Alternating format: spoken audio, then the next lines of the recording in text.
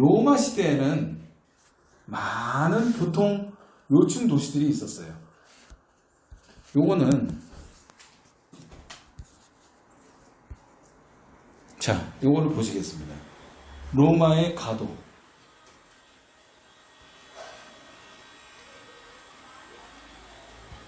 예. 로마 가도가 이렇게 되어 있습니다.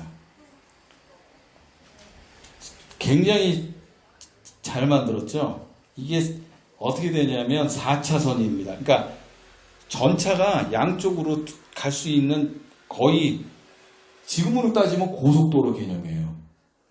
그리고 큰 돌, 작은 돌, 자갈, 모래, 그 다음에 엄청나게 큰 돌. 옆에 보면 사진이 있죠? 이런 로마의 가도를, 이건 로마 가도라고 하는데, 이게 장장 엄청나게 길게 있어요. 그러니까 로마 가도는 5만 마일, 즉 8만 킬로미터. 자, 여기 지도 보시면 이 로마 이 지역이죠.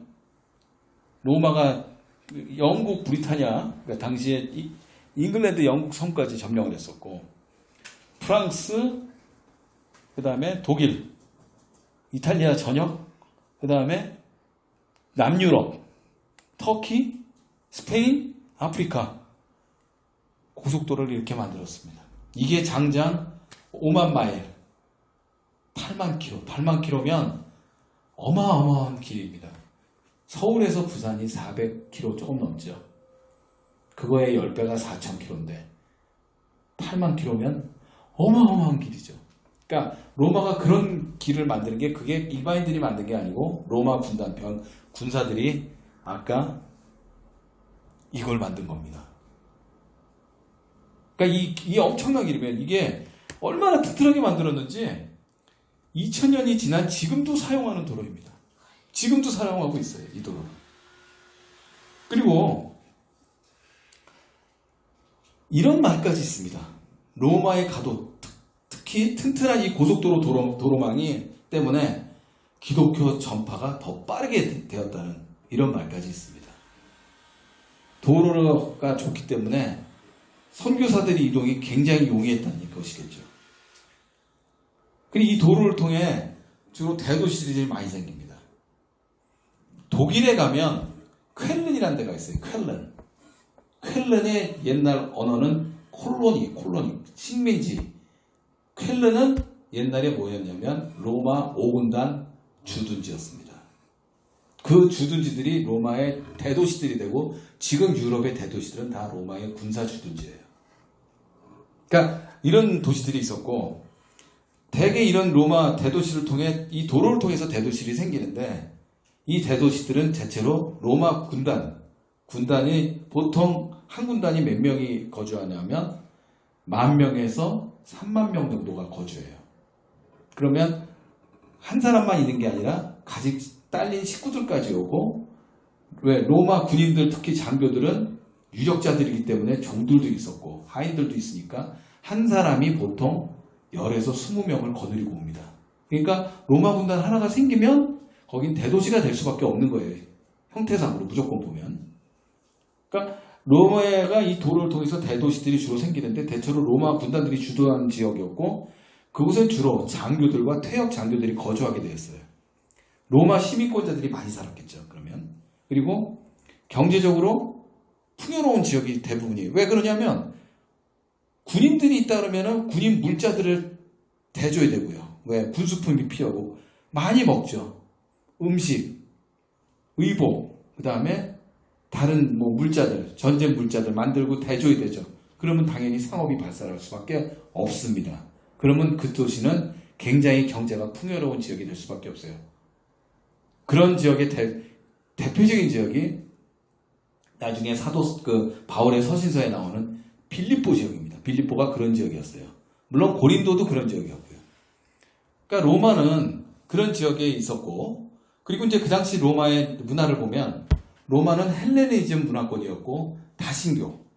그러니까 로마는 다 신이 있어요. 바다의 신이 있고, 논에도 신이 있고, 산에도 신이 있고, 바다의 신 포세이돈, 해의 신이 따로 있고요. 아폴론인가요? 그렇죠? 그러니까 다 신이 있어요. 그래서 굉장히 타락하고 음란하고 폭력적이고 미신적이고 주술적인 사회였어요. 그런데 사람들이 다 그걸 좋아하냐? 또 그게 아니었습니다. 로마 시민권자들 중에서 군인들 같은 경우에 일부, 군인들이나 아니면 귀족들 중에 일부는, 유력자들 중에 일부는 이런 걸 굉장히 싫어하고, 유대인들을 딱 보니까 유대인들이 되게 경건하고 되게 엄숙하고 삶이 굉장히 성실하고 착한 사람들을 사는 걸 목격을 합니다. 그래서 유대인들이 경건한 유일신인 하나님에 대해서 이 사람들은 관심을 갖게 되고 유대교 회당 집회에 참여하게 됩니다. 근데 이제 유대교에서는 이들을 막지를 않았어요. 유대교에서 회당에, 그러니까 아까 제가 이방 디아스포라에 회당들이 있다 그랬죠. 이 회당들에서 유대인들은 막지를 않았습니다. 그래서 막지를 않고 이 사람들이 회당에 출입하게 되고 토라와 선지서 말씀을 듣게 됩니다. 그렇게 되면서 이 사람들은 헌금을 내는데 일반 유대인들보다 훨씬 많은 헌금을 내게 돼서 회당장들은 이들의 힘을 전적으로 의존하게 됩니다. 지금도 똑같죠, 교회가. 많은 헌금을 내고 그러면 그 사람은 유력자가 되고, 그렇죠? 그러니까 이 예는 베드로에게 세례받은 고넬료가 대표적인 케이스입니다. 그러니까 즉 오순절 성령 강림 시에 유대인 디아스포라뿐만 아니라 이방인들도 성령 강림을 목격하게 됩니다. 자, 여기 보시면 자, 여기 아까 그 설교 말씀에 나오죠.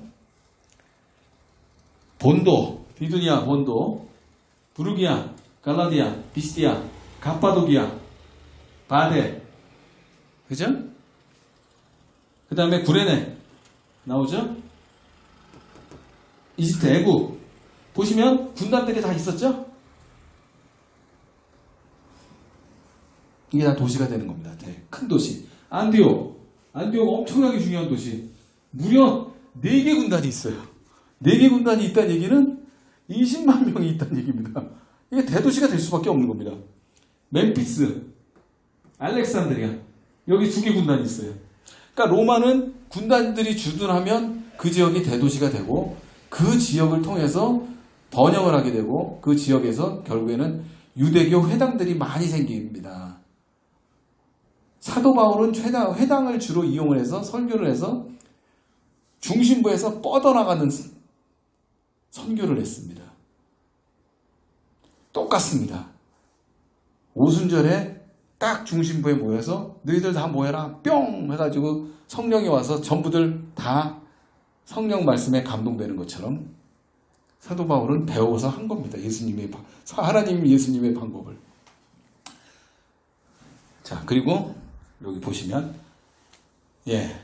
보기 좋게 제가 이렇게 해서 본도, 로마, 아시아, 부르기아, 갑바도키아, 밤빌리아, 메소포타미아, 바데, 메데, 엘람, 아라비아, 구레네, 리비아 구레네, 그레데, 레비아 구레네, 이집트, 동서남북 열방의 이방인들이 다 예루살렘에 모여서 마가의 다락방을 구경을 한 겁니다. 또 이제 창세기 11장에서 1절에서 9절을 보면 바벨탑 사건을 우리는 목격하게 되는데 바벨탑으로 인해 하나님은 사람들의 언어를 혼잡하게 하고 흩어버리게 하십니다. 그러니까 서로의 말을 왜냐하면 사람들이 서로 언어가 똑같으니까 이 사람들이 통일이 되고 두려움이 없는 거예요. 그래서 그래 우리도 탑을 쌓아서 하늘 높이 따서 우리도 하나님과 동등한 위치로 해보자. 하나님이 딱 보시니까 얘들 생각하는 게 너무 불순해요. 그래서 말을 ht어버리고 이 바벨탑을 무너뜨리십니다. 그리고 전부 다 뿔뿔이 흩어지고 언어가 다 틀리게 되죠. 그런데 이 서로의 말을 알아둘 수가 없게 돼서 그들은 온 주변에서 흩어지게 돼요. 그런데 오순절 성령 강림에서는 반대로 알아들을 수 있는 역사가 일어나게 됩니다. 지금 있는 동서남북 각지에서 모인 사람들이 이 사람들로 인해서 예수 그리스도를 믿는 기독교는 전 세계로 뻗어나가게 됩니다. 그들이 자기 자신이 사는 지역으로 돌아갔을 때 많은 수가 그리스도인이 되고 그들은 각자 사는 곳에서 교회를 세우게 됩니다. 그런 교회의 대표적인 교회가 로마 교회인 것입니다. 로마 교회는 브리스길라와 아굴라가 섬기는 교회였습니다. 로마 교회는 사도 바울이나 사도 바나바가 세운 교회가 아닙니다. 바로 이런 디아스포라 유대인들이 오순절 성령 강림의 은혜를 입고 회심해서 그리스도인이 된 후 세운 교회들인 것입니다.